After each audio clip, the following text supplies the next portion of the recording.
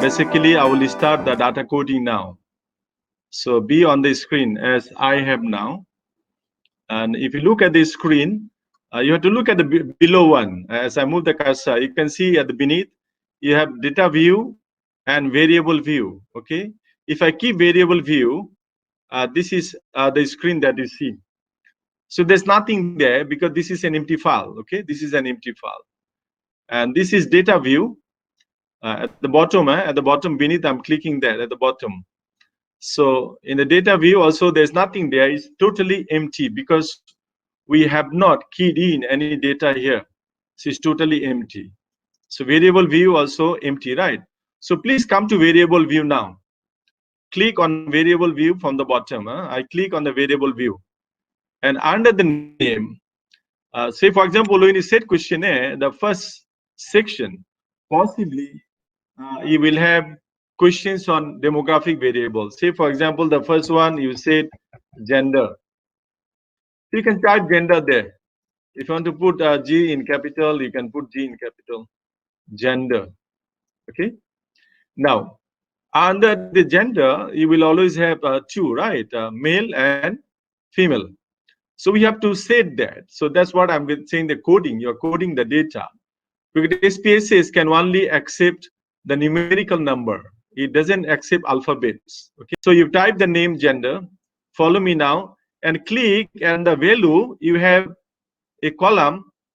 After name, you have type, with, decimal, label, and then you have values.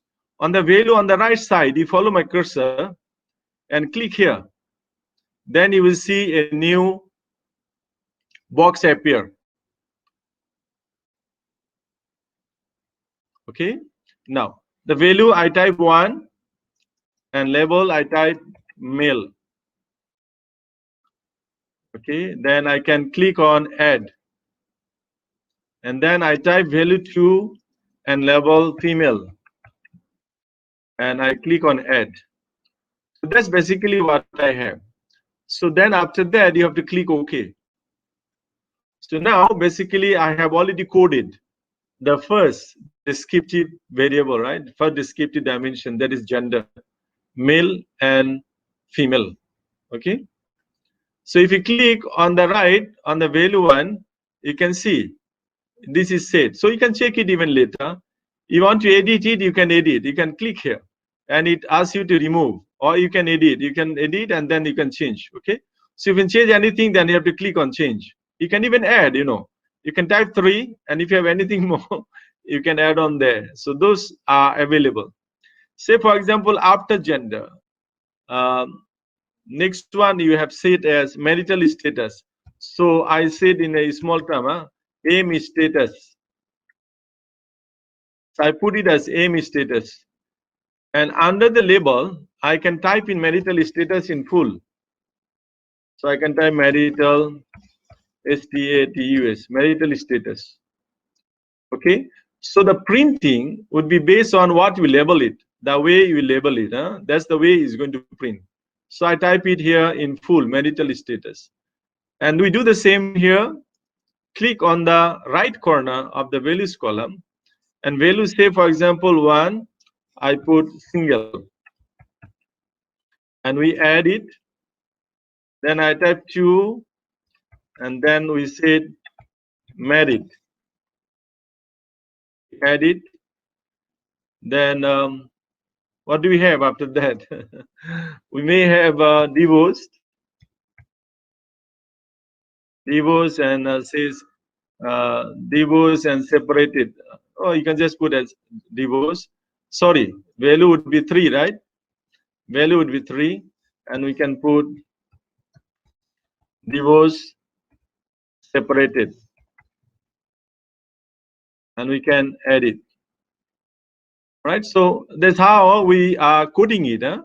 So when the questionnaire is single or married, but in the SPSS is going to be 1, 2. It's not single married. Okay. So that's how we code the data. So we have done the second one. Third one, say for example, education. Education. So education, you click again on the right, right? That's I said, right? Here you have to click on the right corner. So education 1, say for example, we put it as diploma. Diploma. So we click on add. Then 2, we put it as degree. And we add it. 3, I put it as masters. 4, I put as PhD. And 5, possibly I put it in others. Okay. So now you have to click OK. So again, we have already put the code for the education 1. Those all are there. It's basically done. It is there. You can see 1 diploma, 2 degree, 3 master, 4 PhD, and 5 others. Okay. So I can cancel it. So I want to keep it there. Those of you attending with me now, can you do me a favor?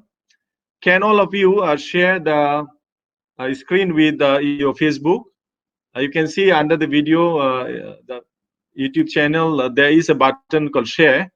You just click share and go to your Facebook and then save it in your Facebook. You know, share it in your Facebook so that many other people can be benefited. Can you do that now? I have done it now. It takes only 1 second, 2 seconds for you to do it.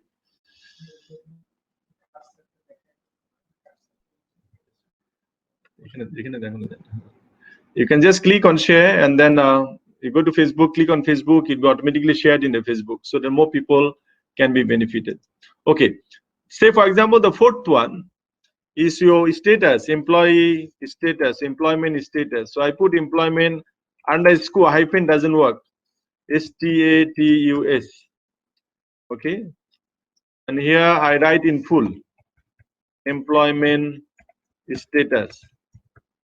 Okay, so here possibly say for example 1 I put it as full time and we click on add. We put 2 part time. Okay, so you can add it. So we have to add and then you have to click OK. So this is how we will put the code for categorical data. These data are basically categorical data. Like gender, you have 2 categories, male and female. Marital status, you have single, married, divorced, and separated. Education, you have few categories. So these are called categorical data. It's not continuous data. Now, let me show you. One could be continuous data, for example, like age. Age, you have a choice. If you want to keep it blank in the questionnaire, and people just write 23, 25, 30, 40, 60, whatever, then you just key in. When you key in, you will key in just the age. Otherwise, you may also put categories. Say, for example, value 1, we say below 20. Okay. Then 2, we say, for example, 21 to 30. 3, we put 31 to 40.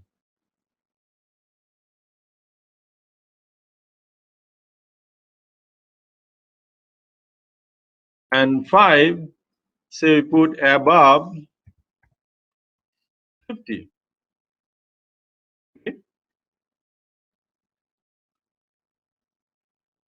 I'm going very slow. I want to make sure everyone attending the session gets me. Okay. All right. So I hope you have done it. So then we click OK. If I don't want it, I want just empty, then I can just type, say, for example, age 1. I put another way. And here I did not put any value because I'm leaving the age as blank in the questionnaire. Now, can you click on the data now? At the bottom, you have variable view and the data view. Now we are on the variable view window. Please click on data view. So I click data view. You can see now, I can key in the data. Say, for example, the first questionnaire, this one represents to the first respondent. So first respondent is a male, so I put 1, right? Earlier when you code it, male is female, male is 1, sorry, female is 2.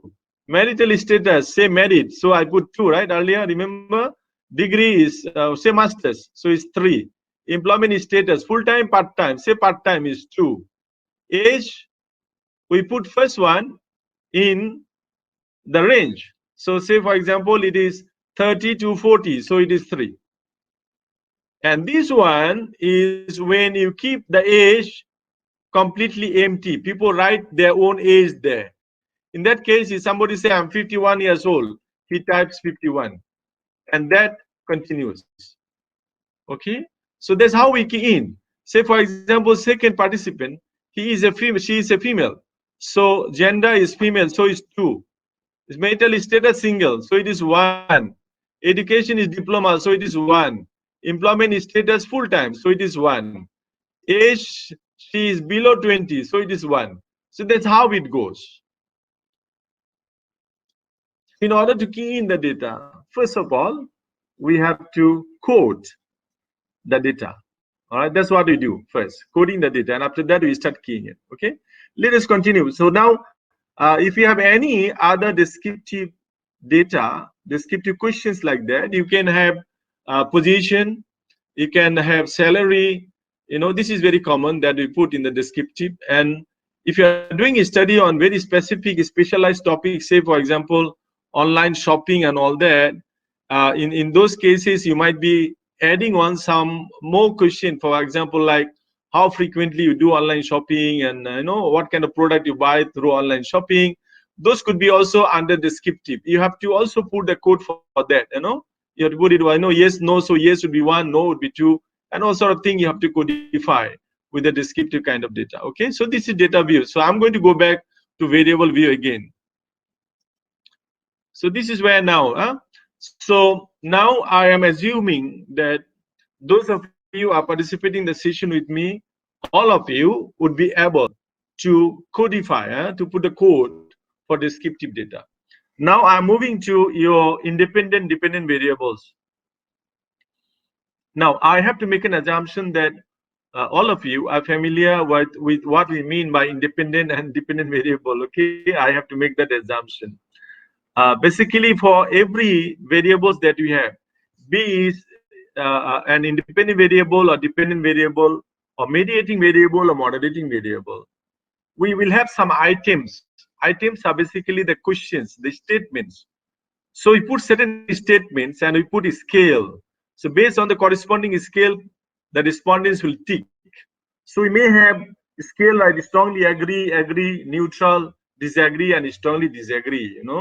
So for each variable, you need to have minimum five items minimum.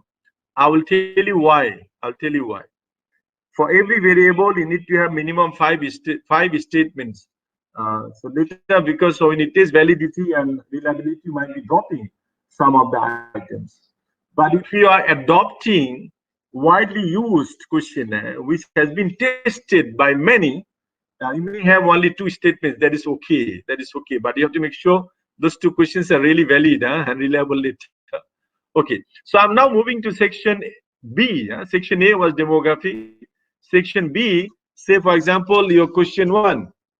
And this is my first independent variable. I have a statement. So this way I'm going to code. Again, we are coming to the value. We click here. Those of you following me earlier, the same way of doing it. So I type Q1, and under the label, if you want to type the statement, the item is okay. Say for example, I write I am satisfied with my current job. Say for example, I have that question. So I can type it there under the label, no problem. You can if you want to. If you don't type, it's still okay. All right, it's still okay. Basically, what SPSS does is looks at the data train, and from there it analyzes, right? So when you run multiple regression and all that, I will explain you how does it work. Okay. Now, again, you have to click here. You have to click here. So value, say for example, 1. 1 would be definitely strongly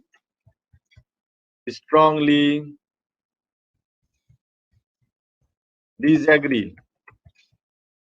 Many participants will put strongly agree one. I won't say you should do that. I'll say you shouldn't do that, because your highest point should be given to the positive side. Okay, so strongly disagree should be 1. Strongly agree should be 5. Okay, so strongly disagree, so I put it as 1. 2, I put it as disagree.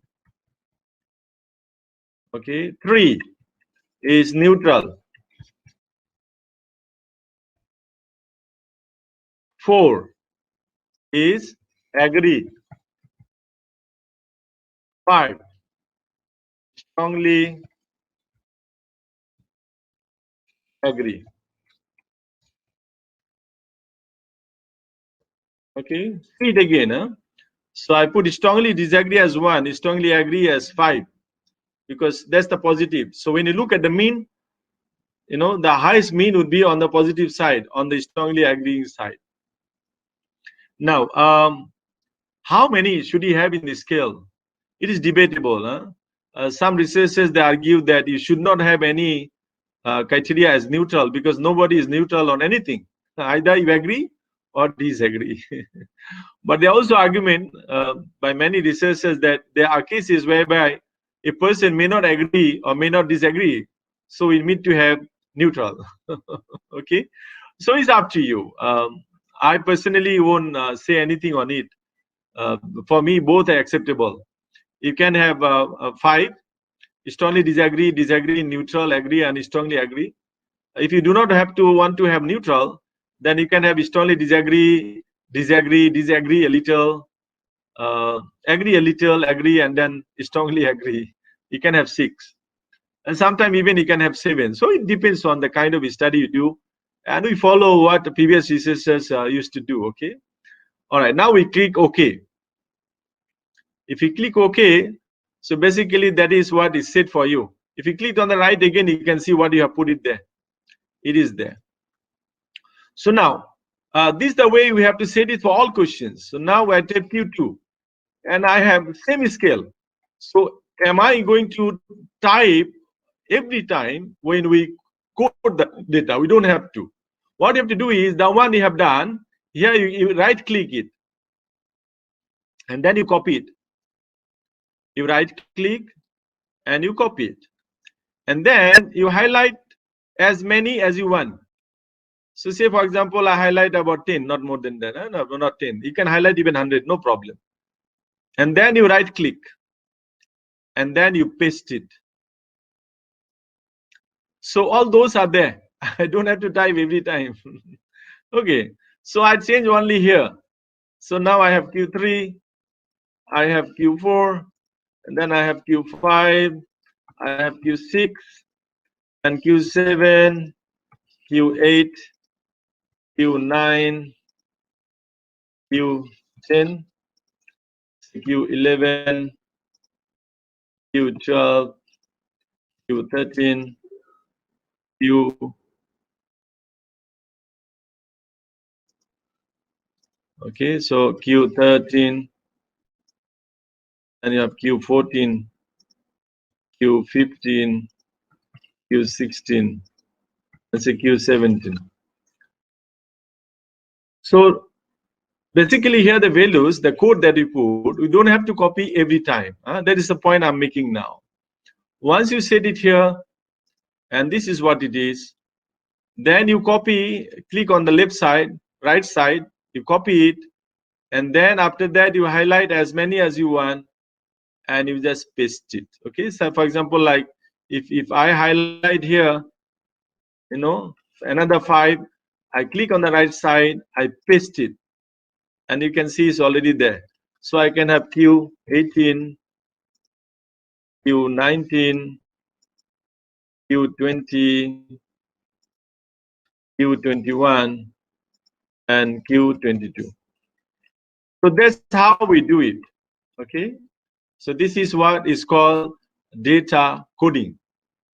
So we have already done 2 steps. First step is how to open a SPSS file. We open it, an empty file, and then we have already learned how to do the coding in SPSS software. All right. Now let us click on the data view. This is variable view where I am in now, right? At the bottom, you have data view. Click on the data view now. If you click on data view, you can see your all questions are set for you to key in the data. Okay. So say for example, question 1, the first respondent's question 1 strongly agree, so is 5. Second question, he put agree, so is 4. Third question, he is neutral, so 3. Fourth question, strongly agree, again 5. Fifth question, say for example, is strongly disagree, so it is 1. 6 is disagree, so is 2. So it's continuous. It continues. So this is your respondent 1. So you take the questionnaire, you start from the beginning, and you continue until you keyed in all questions from the first respondents. That's how it is done. And when it is done, you continue to the second respondents. Then you continue to the third respondent. Say, for example, third respondent is a female, so it's 2. Marital status separated, so it is 3. Education, say, for example, PhD, so it is 4, if you remember. Employee status full-time, so it is 2. Age is, say, for example, below, not 20, 21 to 30, so it is 2.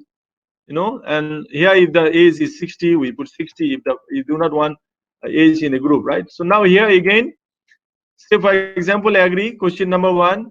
Question number 2, he take neutral. Question number 3, he put disagree.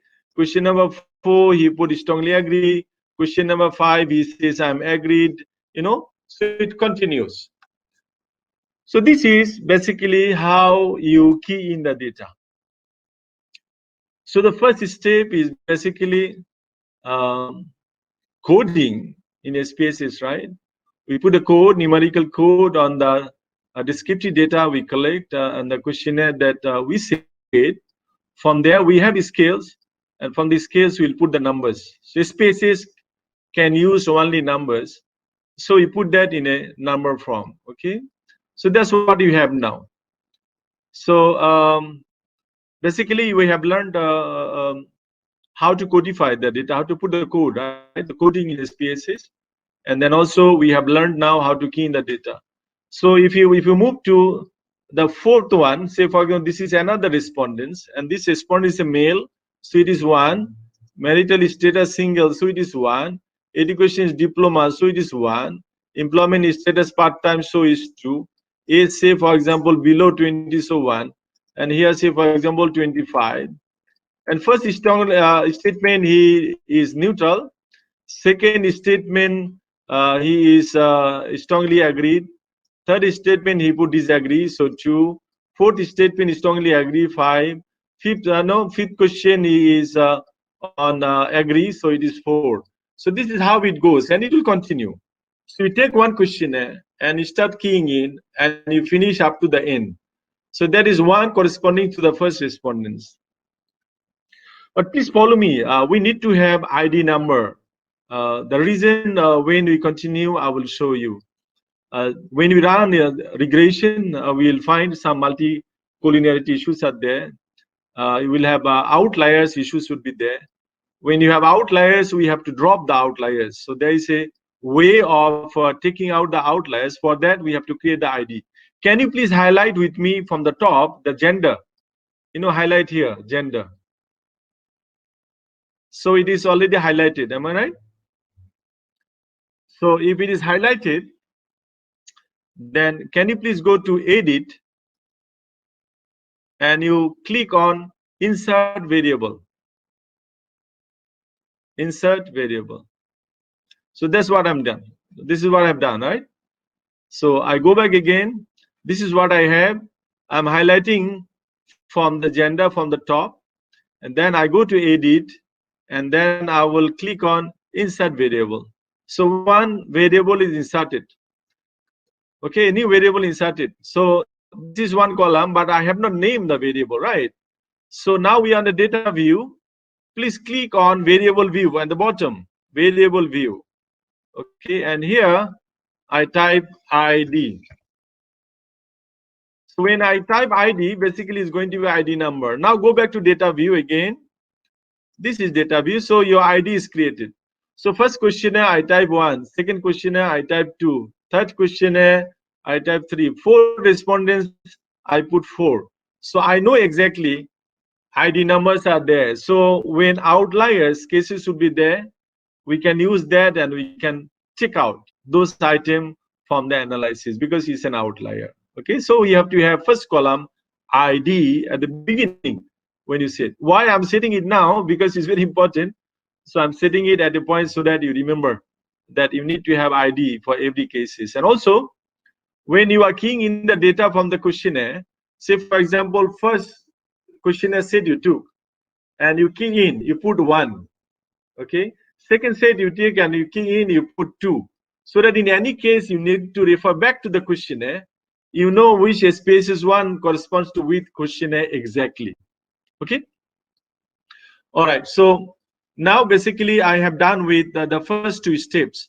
First step is data coding, we have done that, and second step was data key in, right? We now learn how to key in the data. Okay,